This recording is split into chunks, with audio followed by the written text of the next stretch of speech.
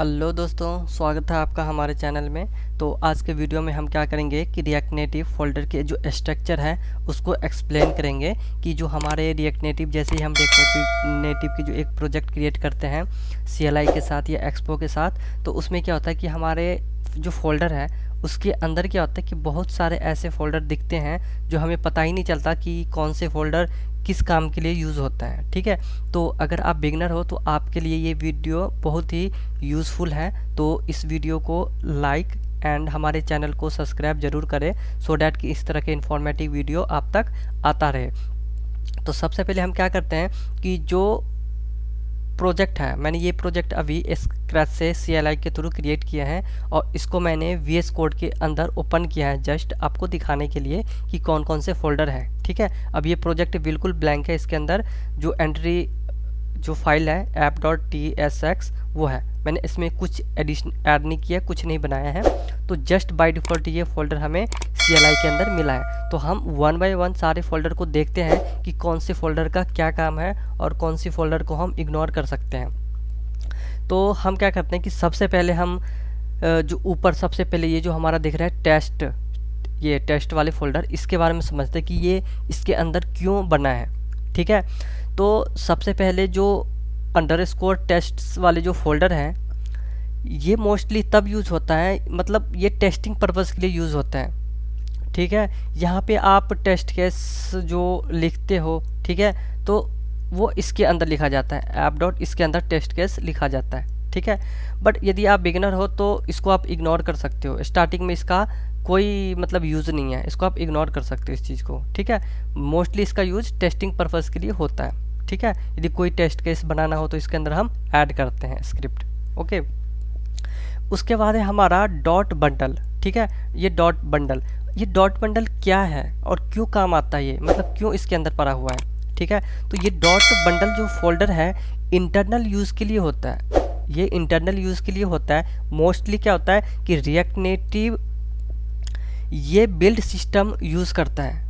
ठीक है, जब हम कोई बिल्ड वगैरह जो बनाते हैं ना, तो उस केस में क्या होता है कि जो बंडल है उसके अंदर कॉन्फ़िगरेशन होता है, तो वो इसको यूज़ करता है डॉट बंडल फोल्डर को। इसके अंदर क्या होता है कि एक कॉन्फ़िग नाम का फाइल होता है। ठीक है, इसका कुछ स्क्रिप्ट है, पाथ है। ठीक है, तो वो इसका यूज़ करते हैं। ठीक है, तो इसीलिए ये बंडल वाली जो फोल्डर है ये इसके अंदर है। ठीक है, इसके अंदर मैनुअली आप कोई चेंज या कुछ ऐड मत करना। ठीक है, अदरवाइज आपके प्रोजेक्ट है वो नहीं रन होगा, क्रैश हो जाएगा। ठीक है, तो अगला फोल्डर है हमारा एंड्रॉयड का।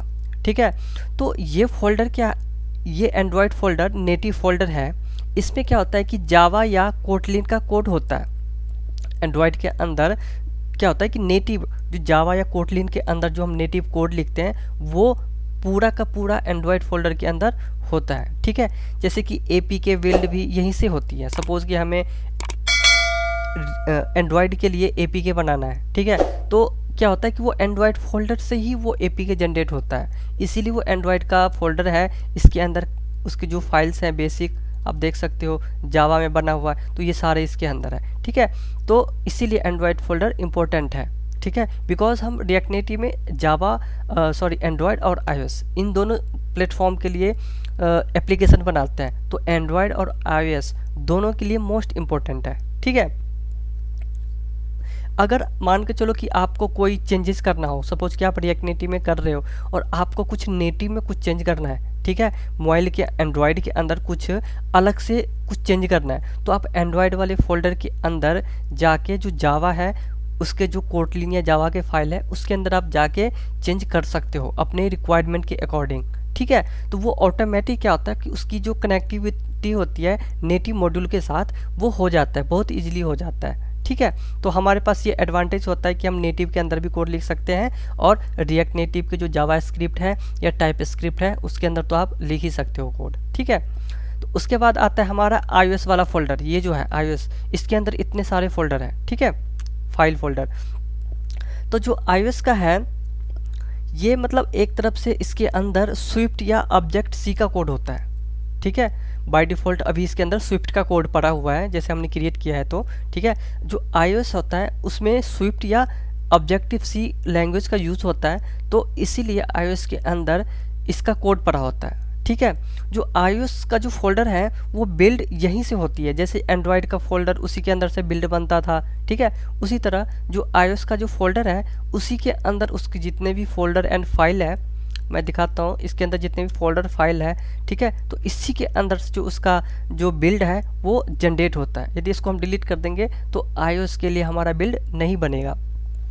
मैक सिस्टम पे ये प्रॉपरली यूज़ होता है, जैसे कि हम एप्पल के लिए कोई एप्लीकेशन या सॉफ्टवेयर बनाएंगे तो इसको हमें क्या करना पड़ेगा, जो हमारा मैक सिस्टम होगा iOS का, ठीक है, तो उसके अंदर ये चलेगा। यदि आपके पास विंडो है तो उसके अंदर ये iOS रन नहीं करेगा, ठीक है, उसमें सिर्फ एंड्रॉयड रन करेगा। बट यदि आपके पास मैक सिस्टम है, ठीक है, तो उसमें एंड्रॉयड और iOS दोनों काम करेगा, ठीक है। अब अगला पॉइंट है हमारा नोड मॉड्यूल्स, ठीक है। तो नोड मॉड्यूल्स को हम सबसे हैवी फोल्डर बोलते हैं, ठीक है, बिकॉज इसके अंदर सारे डिपेंडेंसीज होते हैं, ऑटोमेटिक जनरेट होता है ये, ठीक है। कभी इसको एडिट मत करना, यदि रिक्वायरमेंट नहीं है कुछ तो इसको एडिट मत करना, ठीक है।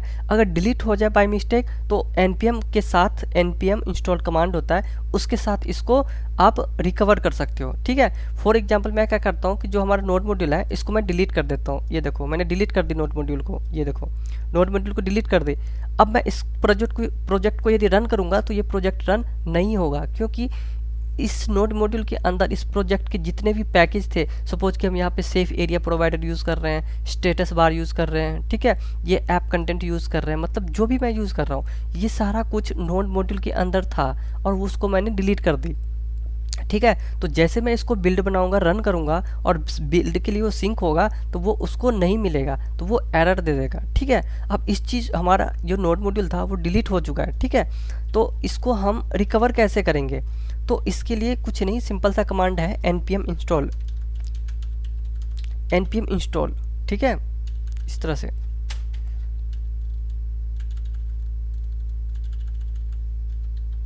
npm इंस्टॉल, ठीक है, इस तरह से ये कमांड है। अब जैसे हम इस कमांड को रन करेंगे ना तो क्या होगा कि ये देखो आप ऑटोमेटिक क्या होगा कि जो हमारा npm है, ये देखो नोड मॉड्यूल, ये ऑटोमेटिक हमारा रिकवर हो गया इस प्रोजेक्ट के अंदर, ठीक है। जितने भी पैकेज थे, ठीक है, वो सारा का सारा नोड मॉड्यूल के अंदर अब इंस्टॉल हो गया, ठीक है। अब उसके बाद है हमारा वेंडर, ये वेंडर, ठीक है, वेंडर वाला फोल्डर, ठीक है। अब इस फोल्डर का क्या काम है, ये वेंडर फोल्डर कुछ एक्सटर्नल लाइब्रेरी या कॉन्फ़िगरेशन स्टोर करके रखता है, ठीक है। मोस्टली क्या होता है कि एडवांस यूज़ में काम आता है, ये जो वेंडर होता है ये मोस्टली एडवांस यूज़ में काम आता है, ठीक है। अगर आप बिगनर हो तो इस चीज़ को इग्नोर कर सकते हो, इसका यूज़ अभी नहीं होगा, ठीक है, इसका यूज़ एडवांस केस में होता है, ठीक है। उसके बाद हम चलते हैं, जो ये हमारा फोल्डर है इस लिंक्ड, ये वाले जो फोल्डर है हमारा, ठीक है, इस लिंक्स, ठीक है। तो ये फोल्डर का क्या काम है, सॉरी ये फोल्डर नहीं, ये फाइल है, ठीक है। तो ये इसलिंट कॉन्फ़िग फाइल होता है, ठीक है, इसलिंट कॉन्फ़िग फाइल होता है जिसके अंदर क्या होता है कि कोड की जो क्वालिटी मेंटेन करता है, ये ना कोड की क्वालिटी मेंटेन करता है, यदि कोई एरर और वार्निंग बताता है, ठीक है। अब सब ये क्या करता है मोस्टली कि सपोज यहाँ पे मैं कुछ टेक्स्ट ऐड कर दिया, ठीक है, सब ये देखो यहाँ पे मैं कोई अल्फ़ाबेट एक ना ऐड कर दिया तो ये यहाँ पे एरर बताता है, ठीक है। तो ये यही काम करता है, जो इसलिंट जो कॉन्फ़िगरेशन है वो डिटेक्ट कर लेता है कि इसके अंदर कौन सा ऐसा अनवांटेड एरर है, वो इसको डिटेक्ट करके हमें यहाँ पे हाईलाइट कर देता है, ठीक है। तो इस चीज़ के लिए इसका यूज़ होता है, मतलब एरर या वार्निंग वगैरह बताने के लिए होता है, ठीक है। सिंपल बोलूँ तो कोड को क्लीन रखता है ये, ठीक है, ये जो है इसलिंट्स, ठीक है। ये उसके बाद हमारा है गिट इग्नोर, ठीक है। तो ये गिट इग्नोर है, .git ignore, ये गिट के लिए इम्पोर्टेंट फाइल होता है, ठीक है। इसमें डिफाइन होता है कि कौन कौन से फाइल गिट में पुश नहीं होगा, ठीक है। इसके अंदर क्या होता है कि सपोज मैं इसको ओपन करूं तो इसमें आप देख सकते हो कि इसके अंदर जितने भी फाइल का जो नेम लिखा हुआ है, जो भी लिखा हुआ है, ये गिट के अंदर नहीं जाएगा। सपोज कि मैंने प्रोजेक्ट बनाया और उसको मैं चाहता हूँ कि गिट के ऊपर लेके जाऊँ, ठीक है, अपना प्रोजेक्ट को गिट के ऊपर स्टोर करके रख लो रिपोजिटरी को। तो इसके अंदर जितने भी लाइन का कोड है, सपोज कि यहाँ पे लिखा हुआ है नोड मॉड्यूल, ठीक है, ये नोड मॉड्यूल, तो ये नोड मॉड्यूल गिट के ऊपर नहीं जाएगा बिकॉज ये बहुत ही हैवी होता है। तो इसीलिए गिट का स्टोरेज फुल ना हो जाए, इसलिए हम क्या करते हैं कि कुछ मेन जो फोल्डर होता है हमारा इंपॉर्टेंट फोल्डर, उसको हम गिट के ऊपर नहीं लेके जाते हैं। ठीक है, अब आगे आते हैं। अब अगला जो हमारा फोल्डर है ये है प्रीटियर्स, ठीक है, ये वाली फोल्डर। ये प्रीटियर्स क्या होता है, कन्फिग करता है, ठीक है, और कोड को फॉर्मेटिंग हैंडल करता है। ठीक है, कोड को फॉर्मेट करने में, जैसे कि मान के चलो कि मैं यहाँ दिखाता हूँ कि सपोज कि ये लाइन है, ठीक है, यहाँ पे ये लिखा हुआ है, ठीक है, ये कोड ऐसे ऐसे है, इधर उधर है, ठीक है, कोई कोड इधर है, कोई इधर है, ठीक है, इस तरह से लिखा हुआ है। ठीक है, तो जो ये प्रीटिफाइड जो होता है ये क्या करता है, इसको फॉर्मेट करता है। सपोज मैं सेव करूँगा तो ये देखो ऑटोमेटिक क्या होता है, ये ऑटो फॉर्मेट हो जाता है। ठीक है, तो इस चीज़ के लिए ये यूज़ होता है, ये वाला जो फोल्डर था ये, इसके अंदर कुछ लाइनें होती हैं कि एरो को अवॉइड करो, ठीक है, टेल कॉमा मतलब क्या होना चाहिए। ठीक है, तो ये होता है, इसको आप अपने अकॉर्डिंग कस्टमाइज कर सकते हो यदि फॉर्मेट आपको कुछ करना है तो। ठीक है, अब उसके बाद है हमारा folder watchman config, .watchman config. ठीक है, जो .वॉचमैन कन्फिग है ये वॉचमैन टूल के लिए कन्फिग फाइल है। ठीक है, फाइल चेंजेस डिटेक्ट करने में हेल्प करता है ये। ठीक है, मोस्टली रिएक्ट नेटिव में इंटरनली यूज़ करता है। ये फाइल क्या करता है, रिएक्ट नेटिव इस फाइल को इंटरनली यूज़ करता है कि कोई फाइल में कुछ चेंजेस है कि नहीं। ठीक है, तो ये वॉचमैन कन्फिग ही डिटेक्ट करता है कि कौन सी फाइल में क्या चेंजेस हुआ है। ठीक है, उसके बाद है हमारा app.json। ठीक है, तो app.json फाइल में क्या होता है कि इस फाइल में ऐप का बेसिक कॉन्फ़िगरेशन होता है, बेसिक कॉन्फ़िगरेशन। ठीक है, जैसे कि ऐप का नेम, डिस्प्ले नेम। ठीक है, मोस्टली जो एक्सपो होता है उसमें ज़्यादा यूज़ होता है, मोस्टली जो एक्सपो होता है उसमें ये app.json ज़्यादा यूज़ होता है बिकॉज जो एक्सपो के अंदर एंड्रॉयड या iOS की जितने भी कॉन्फ़िगरेशन होती है वो app.json के अंदर ही हमें करना पड़ता है। ठीक है, अब app.json जैसे मैं दिखाता हूँ आपको, जैसे ये देख सकते हो आपकी एप्लीकेशन का नेम, ठीक है, डिस्प्ले नेम ये है। सपोज कि आप एपीके या iOS में जो iOS का जो बिल्ड होगा उसको इंस्टॉल करोगे तो जो डिस्प्ले नेम होगा वो ये दिखेगा, जो एपीके का मतलब एप्लीकेशन का नेम होगा वो ये दिखेगा। आप इन दोनों को चेंज भी कर सकते हो अपने अकॉर्डिंग। ठीक है, हाँ, अब आगे है app.tsx। ठीक है, ये टाइप स्क्रिप्ट का ये फाइल है। ठीक है, ये आपका बोल सकते हो कि मेन एंट्री पॉइंट होता है। ये जो app.js बोलो या tsx बोलो, ये ना ऐप का एंट्री पॉइंट होते हैं, यहीं से ऐप स्टार्ट होता है। ठीक है, यही ऐप यूआई लिखते हैं, सपोज कि मतलब यूआई को रेंडर करने में यही हेल्प करता है। ठीक है, .tsx का मतलब है कि टाइप स्क्रिप्ट यूज़ हो रहा है यहाँ पे। ठीक है, मैं चाहूँ तो यहाँ पे JS यानी कि जावा स्क्रिप्ट भी यूज़ कर सकता हूँ। ठीक है, आपको जो लैंग्वेज आता है आप इसमें सेलेक्ट कर सकते हो। ठीक है, उसके बाद है हमारा जो bevel.config.js। ठीक है, ये बेवल कॉन्फ़िगरेशन है जो कि मॉडर्न जावा स्क्रिप्ट को कंपैटिबल बनाता है। ठीक है, जो मतलब जावा स्क्रिप्ट को मतलब एक कंपैटिबल बनाता है कि रिएक्ट नेटिव के लिए इम्पोर्टेंट फाइल है। ठीक है, ये रिएक्ट नेटिव के लिए बहुत ही इम्पोर्टेंट फाइल है, इसके अंदर काफ़ी सारे कॉन्फ़िगरेशन होती है। ठीक है, मैं आने वाले वीडियो में इसका कैसे यूज़ होगा, इसके अंदर हम क्या यूज़ करेंगे वो मैं आपको बताऊँगा। ठीक है, उसके बाद है हमारा जेम फाइल और जेम फाइल .log। ठीक है, ये दोनों फोल्डर, ये देखो जो इसके अंदर है ना, जैसे bevel.config, इसके अंदर क्या होता है कि जो कुछ मतलब मॉड्यूल होता है ना, मेनली मॉड्यूल, जो जैसे कि हम इसमें एनिमेशन का लाइब्रेरी यूज़ करेंगे, रीएनिमेटेड, ठीक है, या कोई अलग से फोल्डर स्ट्रक्चर या कुछ भी करेंगे तो इसके अंदर उस मॉड्यूल को हम डिफाइन करेंगे सो डैट कि वो यहाँ से अपने प्रोजेक्ट में वो कॉन्फ़िगर हो जाए। ठीक है, ये चीज़ें इसका यूज़ हम आगे वाले वीडियो में देखेंगे। ठीक है, उसके बाद है जेम फाइल एंड जेम.log। ठीक है, ये रूबी रिलेटेड फाइल होता है। ठीक है, iOS के अंदर iOS डिपेंडेंसीज मैनेज करने के लिए यूज़ होता है ये। ठीक है, मोस्टली, ठीक है, मोस्टली बैकग्राउंड में काम करता है ये।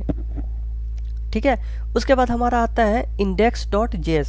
ठीक है, तो ये एक्चुअली एंट्री फाइल होता है एप्लीकेशन का जो रजिस्टर करती हैं जो app.tsx है ये, ठीक है, ये जो app.tsx है इसको रजिस्टर करने का काम index.js करता है यहाँ पे, ठीक है। यदि वो index.js नहीं होगा तो app.js भी काम नहीं करेगा, वो यहाँ पे इसको रजिस्टर करता है इसको, ठीक है। अब देख सकते हो कि ये जो app.js है ऐप वो यहाँ पे इंपोर्ट हुआ है और वो यहाँ पे यूज हुआ है, ठीक है। तो ये इसको यहाँ पे रजिस्टर करता है, ठीक है। सिंपल समझो तो पहले index.js, उसके बाद app.tsx, ठीक है। उसके बाद है हमारा jest.config.js, ठीक है। ये एक टेस्टिंग कॉन्फ़िगरेशन फाइल होता है जो कि जेस्ट फ्रेमवर्क के लिए यूज़ होता है, ठीक है। जैसे यूनिट टेस्टिंग में हेल्प बहुत होता है, ये यूनिट टेस्टिंग जब करते हैं तो उसके लिए ये बहुत ही हेल्पफुल होता है, ठीक है। उसके बाद हमारा metro.config, ठीक है। तो मेट्रो बंडल कॉन्फ़िग इसको बोलते हैं मोस्टली। तो ये रिएक्ट नेटिव का बंडलर होता है, ठीक है। जैसे कि जावा स्क्रिप्ट कोड को बंडल करके ऐप रन करता है, ठीक है। अब सपोज कि मान के चलो कि हम जावा स्क्रिप्ट में कोड लिख रहे हैं, प्रोजेक्ट बना रहे हैं, ठीक है। जब उसको हम रन करते हैं एंड्रॉयड या iOS में तो इसी का काम होता है कि जो जावा स्क्रिप्ट का कोड है उसको बंडल करके एप्लीकेशन को रियल डिवाइस में रन करना, ठीक है। ये काम होता है इसका, जो metro.config होता है इसका, ठीक है। उसके बाद हमारा है इसके अंदर package-log.json, ठीक है, या आप बोल सकते हो कि package.json, ये समझते हैं, ठीक है, ये समझते हैं, दोनों रिलेटेड है। तो सबसे इंपॉर्टेंट फाइल होता है ये package.json, ठीक है। इसके अंदर क्या होता है कि डिपेंडेंसीज, स्क्रिप्ट, प्रोजेक्ट के इन्फो, ठीक है। ये प्रोजेक्ट का एक तरफ से कंट्रोल सेंटर होता है, बोल सकते हो आप, ये कंट्रोल सेंटर होता है, ठीक है। इसके अंदर डिपेंडेंसीज हो गए, ठीक है, डेव डिपेंडेंसीज हो गए, ठीक है, स्क्रिप्ट हो गए इसके, ठीक है, एप्लीकेशन का नेम, वर्जन, एवरीथिंग, सारा कुछ इस फाइल के अंदर प्रेजेंट होता है, ठीक है। अगर ये वाली फाइल डिलीट हो जाए ना तो आपको पता ही नहीं चलेगा कि हमारे प्रोजेक्ट में क्या चीज़ रिक्वायर्ड है, कौन से पैकेज रिक्वायर्ड है, ठीक है। यदि package.json हमारे प्रोजेक्ट में ना हो तो नोड मॉड्यूल भी रिकवर नहीं हो सकता, बिकॉज इसके अंदर जितने भी पैकेज हैं उसी का इंफॉर्मेशन नोड मॉड्यूल्स के अंदर होते हैं, ठीक है। उसके बाद है हमारे ये package-log.json, ठीक है। ये डिपेंडेंसीज का एक्सट्रैक्ट वर्जन लॉग करता है, ठीक है। अब सपोज कि मान के चलो कि यहाँ पे मैंने इंस्टॉल किया है रिएक्ट डेट पिगर, ठीक है। तो इसका जो एक एक्सट्रैक्ट वर्जन होगा ना वो इसके अंदर होगा, ठीक है। इसके अंदर आप देख सकते हो, ये देखो इसका एक एक्सट्रैक्ट वर्जन इसके अंदर है, ठीक है। ये देखो इस तरह से, ठीक है। इसका एक पूरा प्रॉपर एक्सट्रैक्ट वर्जन होता है, इसके अंदर पूरे डिटेल्स, लिंक, पेलोड, मतलब क्या है सारा डिटेल्स इसके अंदर होता है हमारा, ठीक है। उसके बाद हमारा होता है ये readme.md, ठीक है। ये प्रोजेक्ट में मतलब डॉक्यूमेंटेशन के लिए होता है, ठीक है। इसके अंदर कुछ आप मतलब इंस्ट्रक्शन या कुछ भी इन्फो जो होता है वो आप इसके अंदर ऐड कर सकते हो, ठीक है। उसके बाद हमारा होता है tsconfig.json, ठीक है। टाइप स्क्रिप्ट के कॉन्फ़िगरेशन फाइल होता है ये, क्योंकि हमारा project by default type script में बना है तो इसीलिए यहाँ पे ts कॉन्फ़िगरेशन फाइल है, ठीक है। इसके अंदर टाइप स्क्रिप्ट का कॉन्फ़िगरेशन है, जैसे कि नोड मॉड्यूल, पोर्ट्स, ts या tsx, ठीक है, इस तरह से, ठीक है। तो टाइप चेकिंग और रूल डिफाइंड होता है इसके अंदर, ठीक है। मोस्टली टाइप चेक होता है इसके अंदर कि क्या टाइप है और रूल भी डिफाइंड होता है, ठीक है। अगर आप टाइप स्क्रिप्ट यूज़ कर रहे हो तो इम्पोर्टेंट है आपके लिए, अगर आप जावा स्क्रिप्ट यूज़ करते हो तो ये इम्पोर्टेंट नहीं है, ठीक है। बट इस प्रोजेक्ट के अंदर आप टाइप स्क्रिप्ट और जावा स्क्रिप्ट और ts अब दोनों लिख सकते हो, ठीक है, दोनों काम करेगा, ठीक है। अब आपको रिएक्ट नेटिव का कंप्लीट फोल्डर स्ट्रक्चर क्लियर हो गया होगा आई थिंक, ठीक है। अब आप कॉन्फिडेंटली किसी भी फोल्डर को समझ सकते हो, ठीक है। अगर आपको वीडियो पसंद आया हो तो लाइक, शेयर एंड सब्सक्राइब जरूर करना for the more content, more video, ठीक है। बिकॉज इस तरह का इंफॉर्मेटिव वीडियो मैं बनाने वाला हूँ आने वाले टाइम में, ठीक है। तो ये हर डेली एक ना एक वीडियो आपको मिलता रहेगा।